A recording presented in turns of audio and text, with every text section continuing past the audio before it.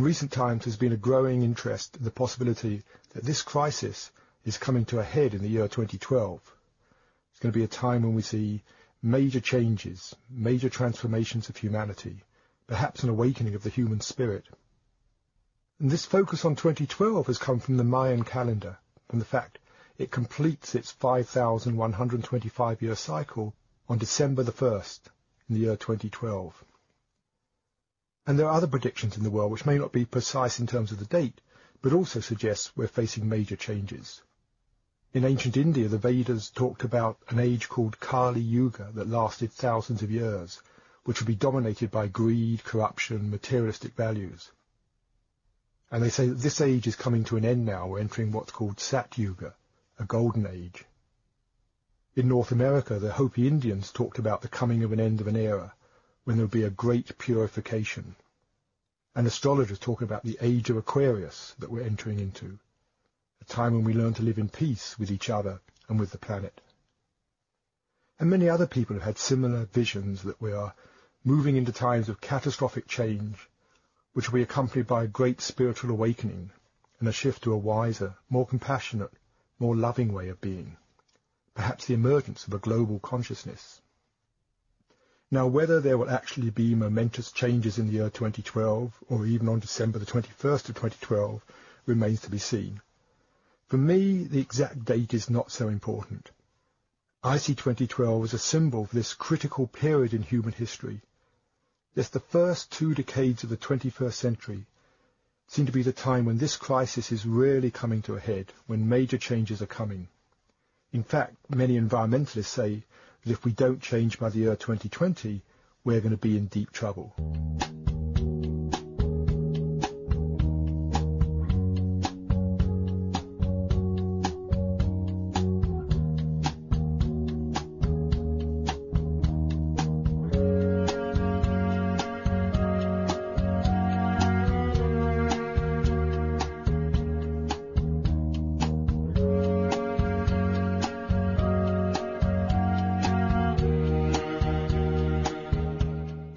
So 2012 sort of sits in the middle of this period, and rather than being a precise date at which major changes happen, I see it as sort of the temporal epicenter of a cultural earthquake. No one actually knows what's going to happen in the coming years. There may be breakdowns in the systems, major social disruptions, maybe completely unexpected calamities. And at the same time, there's probably going to be breakthroughs, some positive transformations, people letting go of old attitudes and beliefs. And in reality, it's probably going to be both. It's probably going to need calamities to take us to wake up. All we can probably say with any certainty is there is going to be a lot more change, and some of it totally unexpected.